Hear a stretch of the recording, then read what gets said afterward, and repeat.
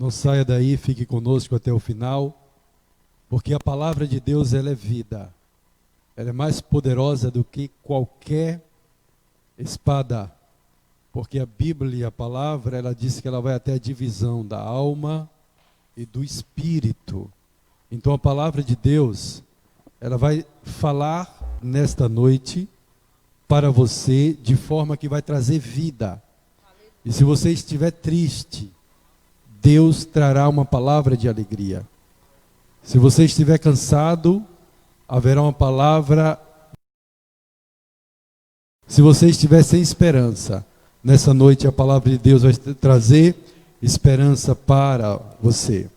Nessa noite nós vamos falar sobre os dois caminhos, as duas portas e os dois fundamentos. Então, se você tem Bíblia, eu quero que você abra a sua Bíblia no livro de Mateus, capítulo 7, versículo 24 ao 29. Glória a Deus. Eu convido aos irmãos para ficarem de pé. Você que está em casa, fique à vontade. Se você tiver uma Bíblia, corra, pegue a sua Bíblia, compartilhe com quem estiver ao seu lado a leitura. E depois eu vou pedir para você continuar com a Bíblia aberta, porque nós vamos falar calmamente, compassadamente, para que você compreenda o que Deus quer para a sua vida. O mais importante não é o início. O mais importante é o final de todas as coisas. Porque muitos começam bem, mas poucos conseguem finalizar a sua caminhada bem. A palavra de Deus, no livro de Mateus, capítulo 7, 24, nos diz: todo aquele, pois, que ouve estas minhas palavras e as põe em prática, será comparado a um homem prudente que edificou a sua casa sobre a rocha. E a chuva caiu, os rios se encheram, os ventos sopraram e bateram com força contra aquela casa. Contudo, ela não caiu, porque estava alicerçada na rocha. Mas todo aquele que ouve estas minhas palavras e não as põe em prática, será comparado a um homem insensato que edificou sua casa sobre areia. E a chuva veio, os rios se encheram, os ventos sopraram e bateram com força contra aquela casa, e ela caiu, e a sua queda foi grande. Ao concluir Jesus esse discurso, as multidões estavam maravilhadas com seu ensino, pois eles as ensinava como quem tem autoridade e não como os escribas. Na passagem bíblica de Mateus 7, 24 a seguir, Jesus ele dá uma lição magistral de construção civil. Quando ele fala de casa, fala de vida. Jesus está falando aos cristãos.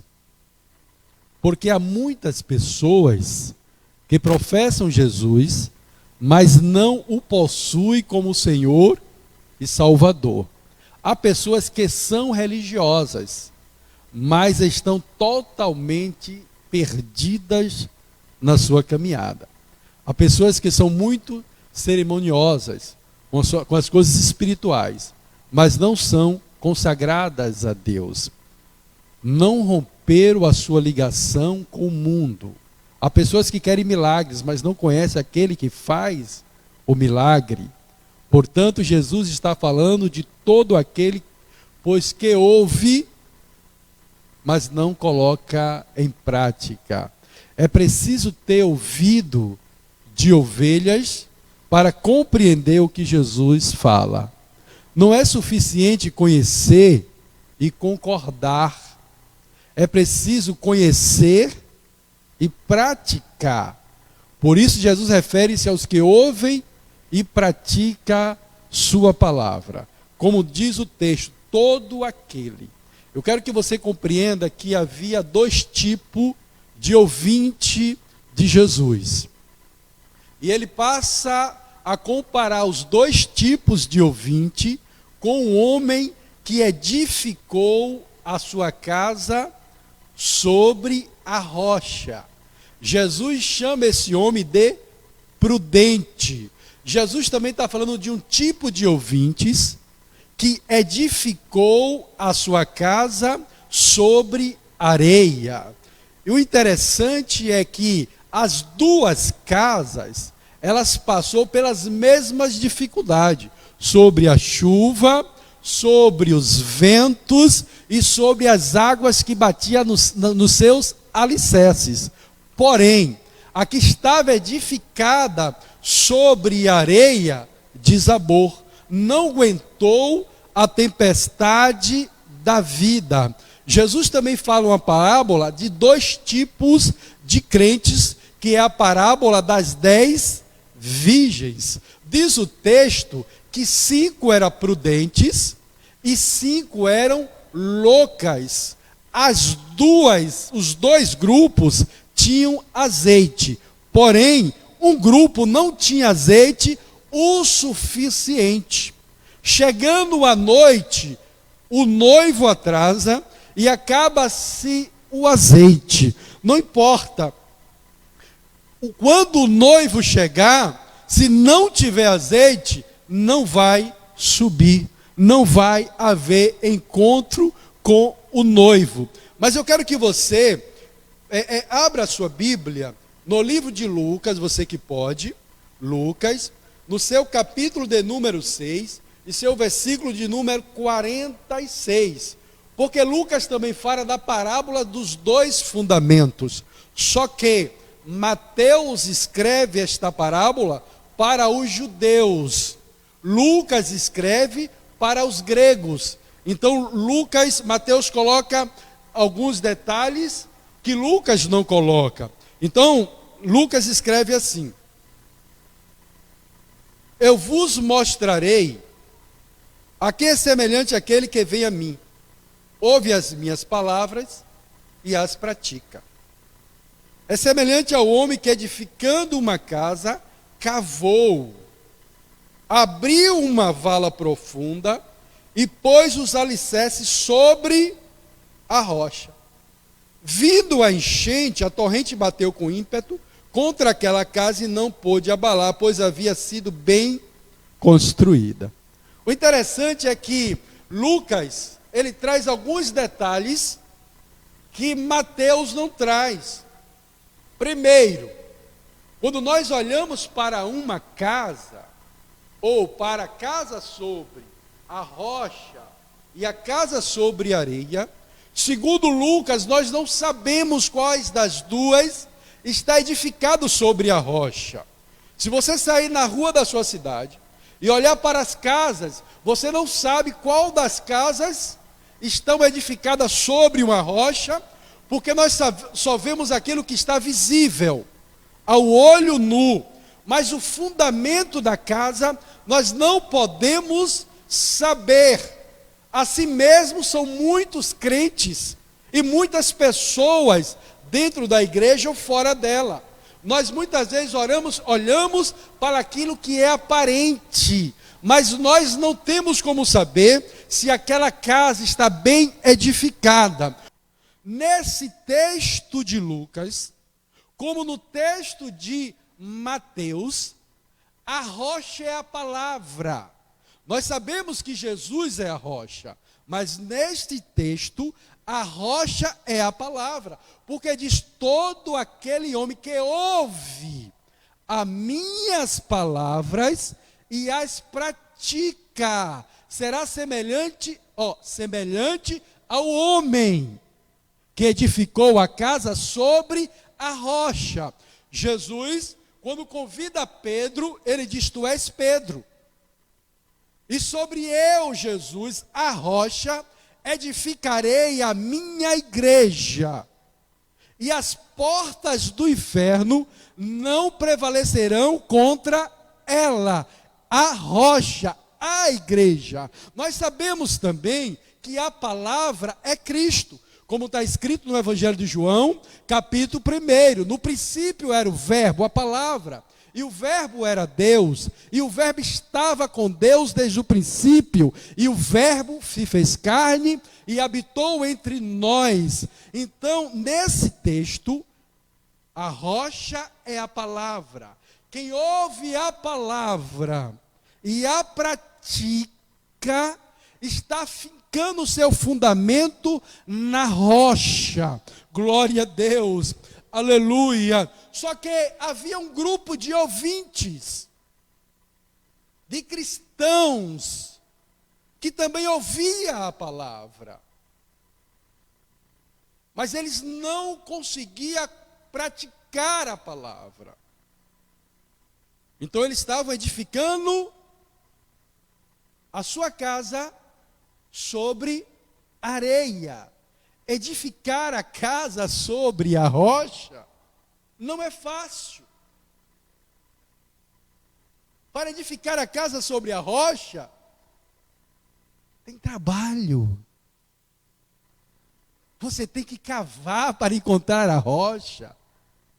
Você tem que dar as primeiras mãozadas ou pausadas. E quanto mais você cava, o terreno vai ficando difícil para ser cavado, mas quanto mais você cava, mais você vai se aproximando da rocha. Glória a Deus, aleluia. Mas tinha um grupo que não quer ter trabalho. Eles ouvem a palavra. Jesus nunca disse que ia ser fácil obedecer a sua palavra. O evangelho da facilidade não é o evangelho de Jesus.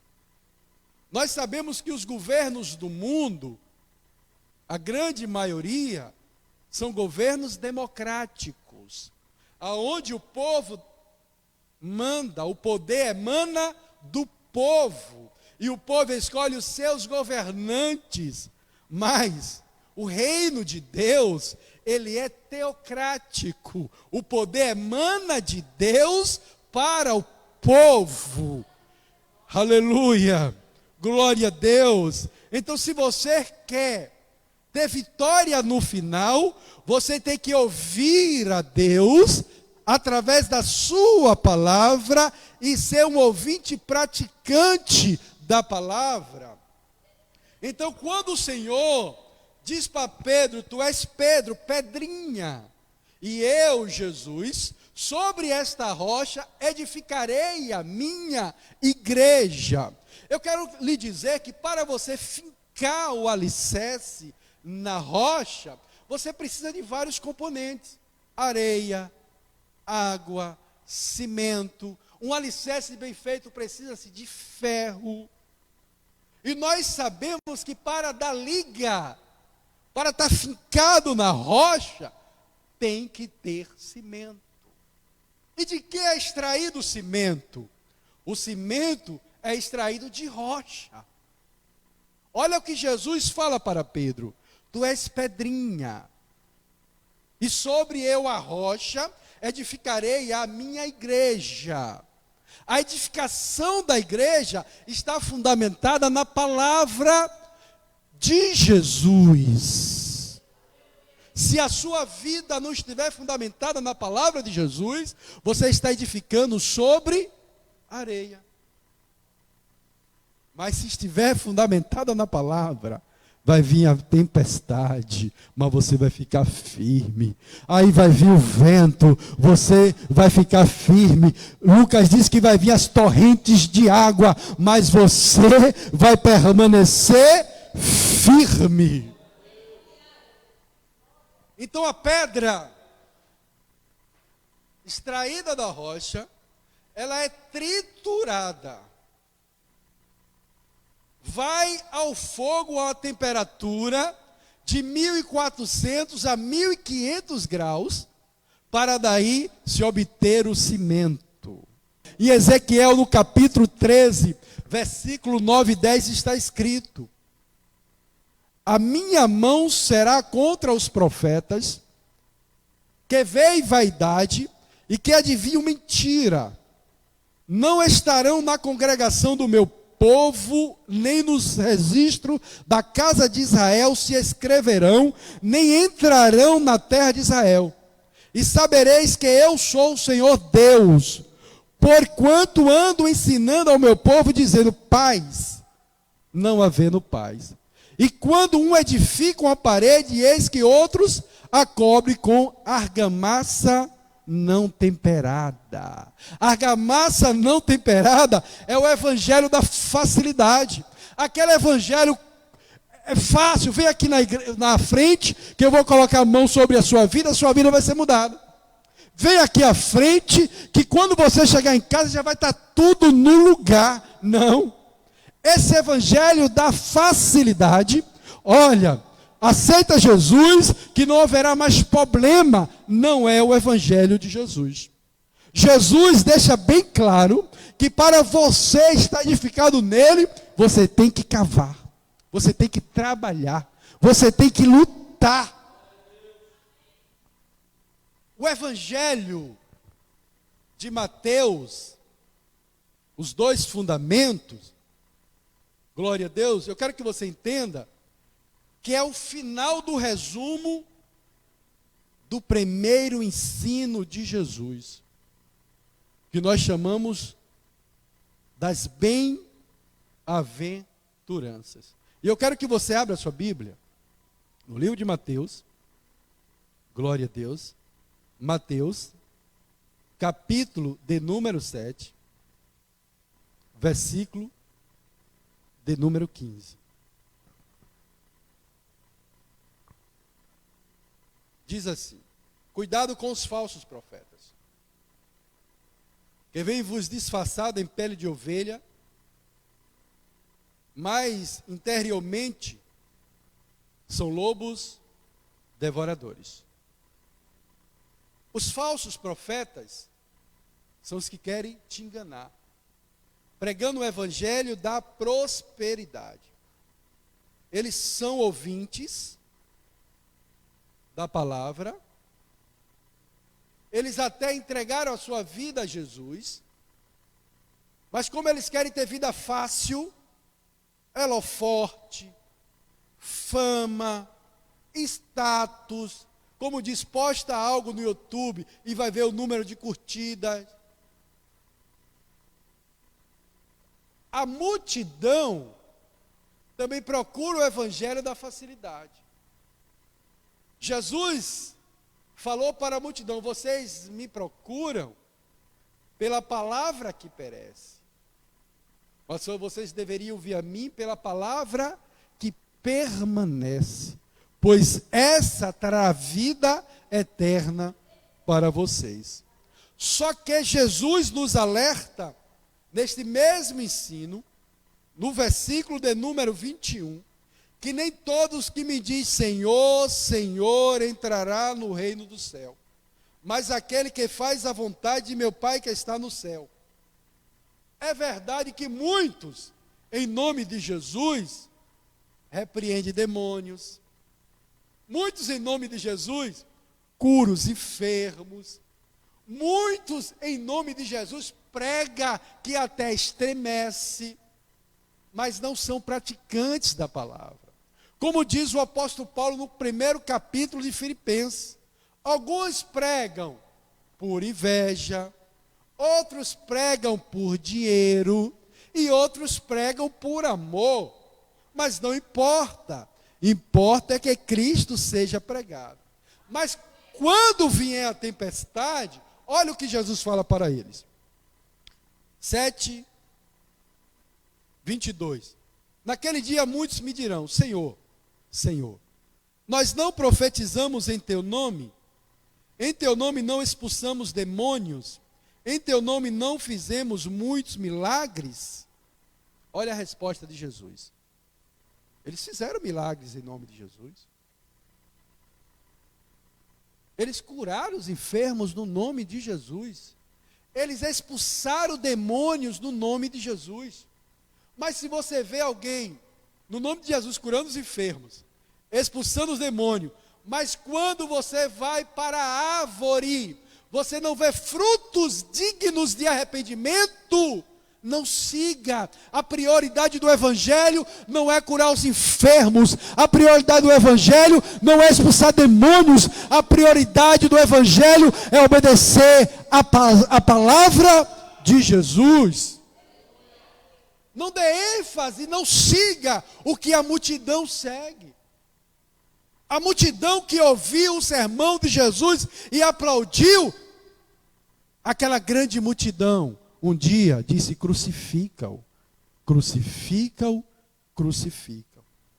Então, para aqueles que pregam a palavra por dinheiro, onde nós vemos muitas pessoas criticar, se preocupe não, Deus está vendo tudo. E um dia o Senhor falará dessa forma para eles. Mateus 7, 23. Então lhe direis claramente: nunca vos conheci. Afastai-vos de mim, vós que praticais o mal. Praticar o mal não é só roubar. Praticar o mal não é só matar. Tem pessoas achando que está fazendo bem em nome de Jesus, e Jesus diz que eles estão fazendo o mal. Por quê? Em Mateus 7, 13 e 14, Jesus também falou sobre as duas portas e os dois caminhos. E Mateus escreve: entrai pela porta estreita. Jesus não dá detalhes como é para entrar pela porta estreita no 13, mas pela larga ele diz: larga é a porta e espaçoso o caminho que conduz à perdição. E são muitos que entram por ela. No 14, Jesus agora detalha: pois a porta é estreita, e o caminho que conduz à vida apertada, e são poucos os que a encontram. A porta estreita e o caminho estreito são um só. A porta larga e o caminho largo também é um só. Estreito representa a renúncia, a dificuldade, o caminho. Jesus não disse que é espinhoso, mas disse que é apertado. Jesus não disse que é cheio de pedra, mas ele disse que é apertado. O largo é o da facilidade, é o evangelho forte food. É o evangelho da facilidade, enlatado.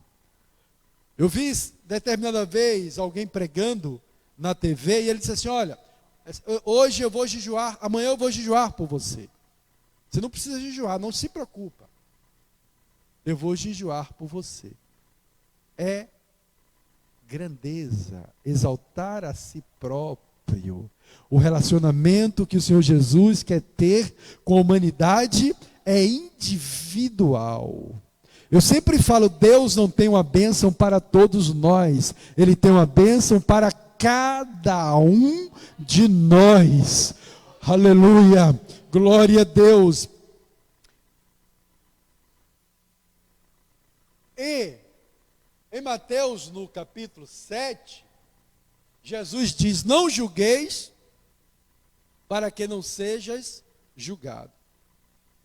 Porque à medida que você julga, você será julgado. O interessante é que Jesus nunca impediu de nós tirarmos o cisco do olho do nosso irmão. A palavra não está escrita dessa forma. A palavra está escrita que primeiro nós temos que tirar a trava dos nossos olhos, para depois tirar o cisco do olho do seu irmão.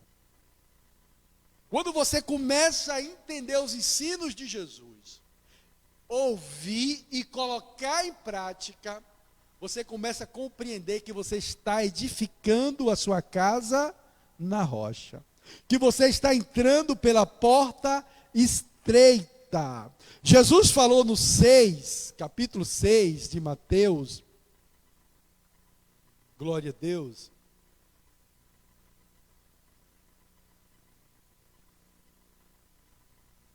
Capítulo 6.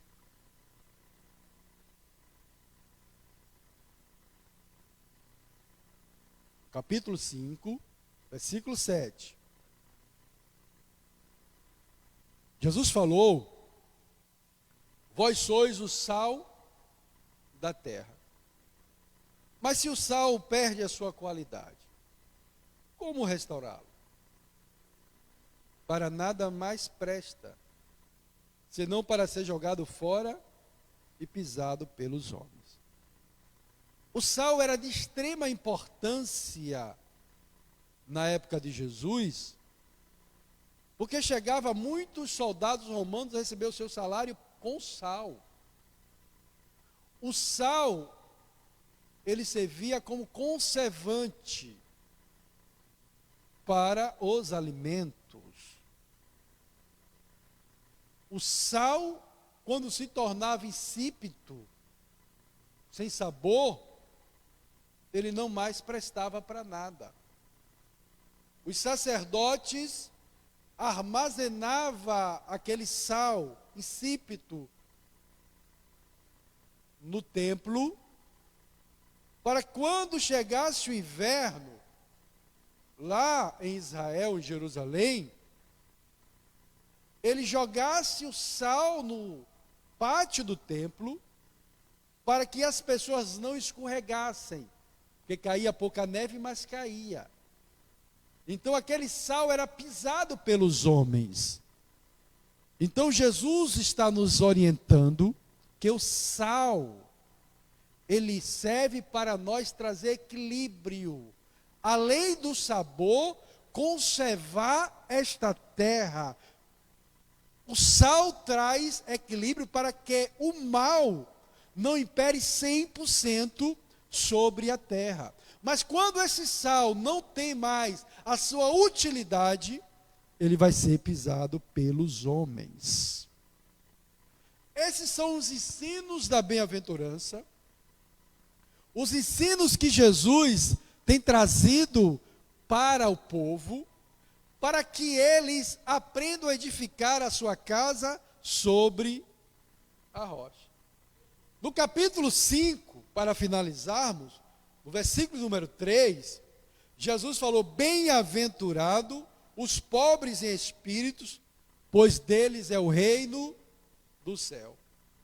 Pobres de espírito significa espiritualmente aquele que tem necessidade de Deus.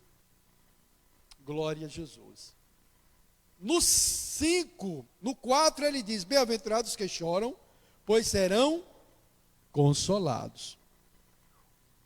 Os que choram são os que se entristecem com seus pecados e sentem-se injusto diante de Deus.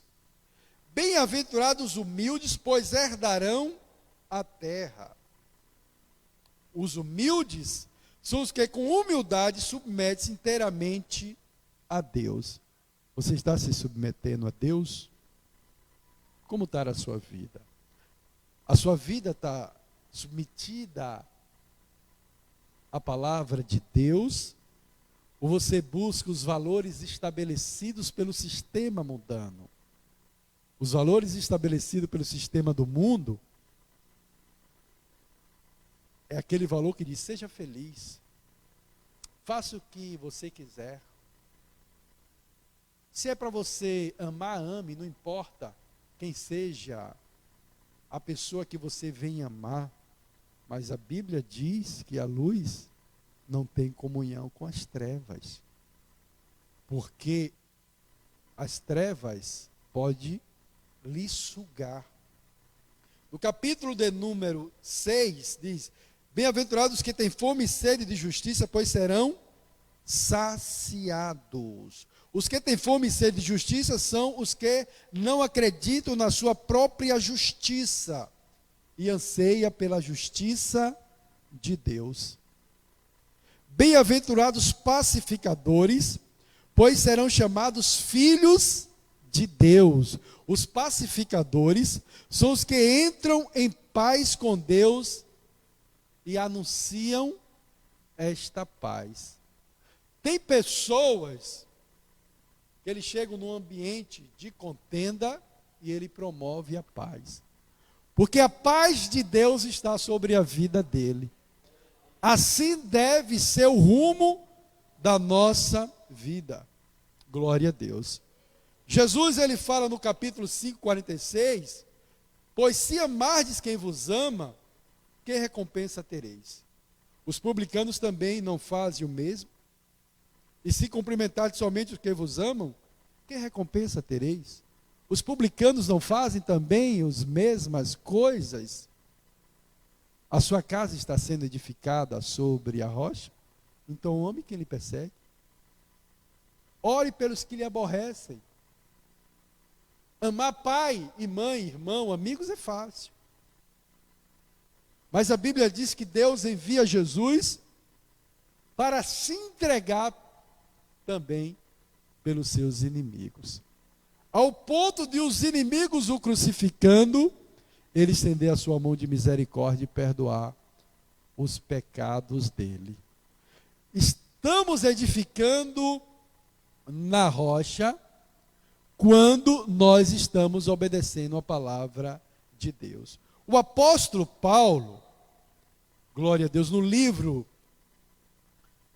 de o apóstolo Paulo, no livro 2 Coríntios, capítulo 2:14, ele nos diz: graças a Deus, que sempre nos faz triunfar em Cristo, e por meio de nós manifesta em todo lugar a fragrância do seu conhecimento. Porque para Deus somos o bom perfume de Cristo. Nós que se salvam e nós que se perdem. Olha o que Paulo está falando. Para este, certamente, cheiro de morte, para a morte. Mas para aquele, cheiro de vida, para a vida. E para estas coisas, quem é idôneo, entenda, compreenda. Porque nós não somos, como muitos, falsificadores da palavra de Deus. Antes falamos de Cristo com sinceridade, como de Deus, na presença de Deus. O apóstolo Paulo, ao escrever esse texto, ele diz: nós exalamos o bom cheiro de Cristo. E o bom cheiro de Cristo é vida para uns e morte para outros, alegria para uns e tristeza para outros. E o apóstolo Paulo sabia muito bem o que estava falando, porque era costume daquela época, quando os soldados voltavam para casa vitoriosos de uma guerra, traziam seus prisioneiros como troféu para ser apresentado. E eram recebidos nas ruas das cidades pelo povo com flores jogadas ao chão. Ao pisarem aquelas flores, subia o bom cheiro. E aquele cheiro era de glória e de vitória para os vitoriosos, e de vergonha e derrota para os derrotados. O cheiro das flores eram de vida para uns e de morte, porque sabiam os derrotados que estava indo para a morte.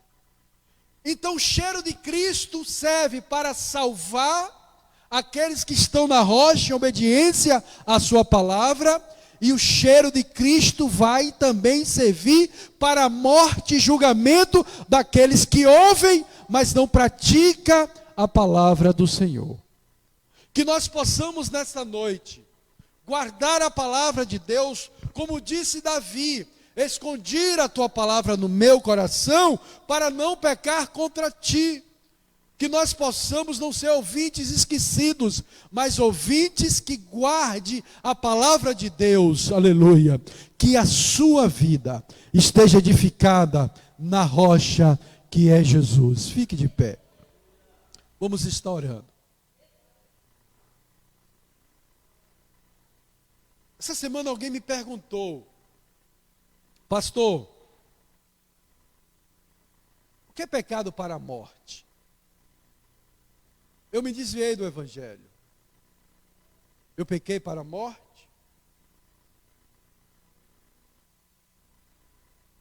Não. O pecado lhe venceu. O pecado foi mais forte do que o desejo que você tinha de servir a Deus. E você pediu ao Pai a sua herança e partiu para viver conforme a sua vontade. Mas se você olhar de volta para o Pai, Ele estará de braços abertos lhe esperando. Glória a Deus. E o que é pecado para a morte?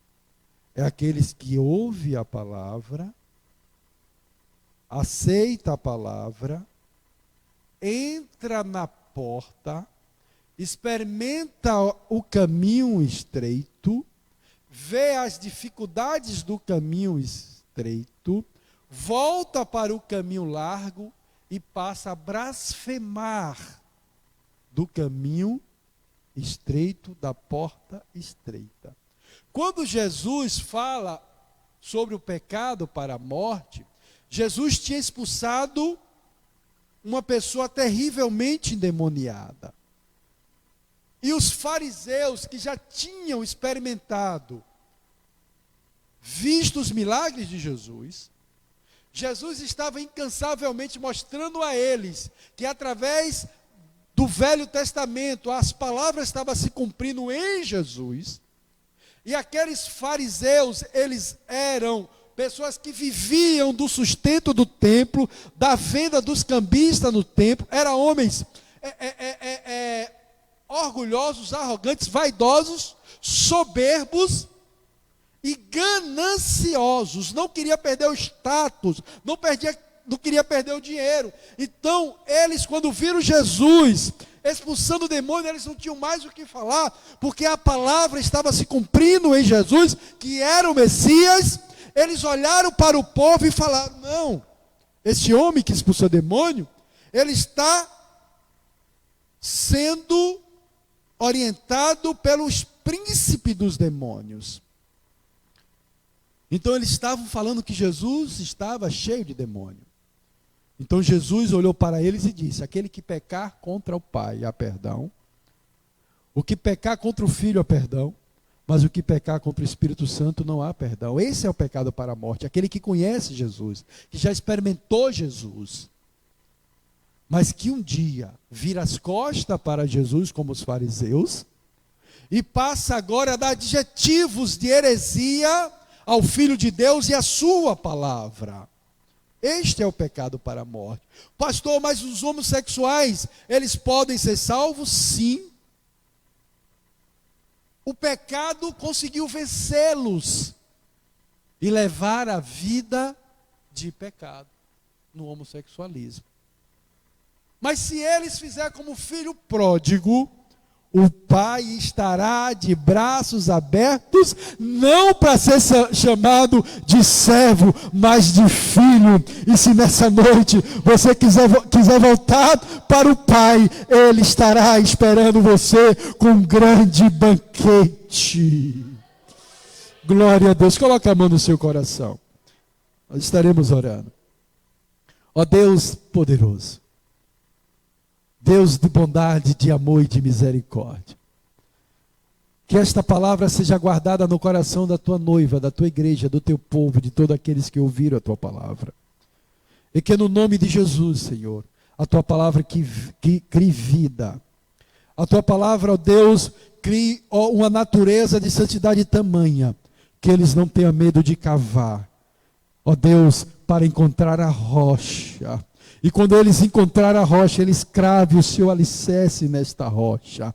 Porque mesmo cravando o alicerce na rocha, sabemos que vai vir, ó Deus, todas as dificuldades deste mundo. Mas nós não vamos, ó Deus, cair nem retroceder, porque Tu irá nos sustentar.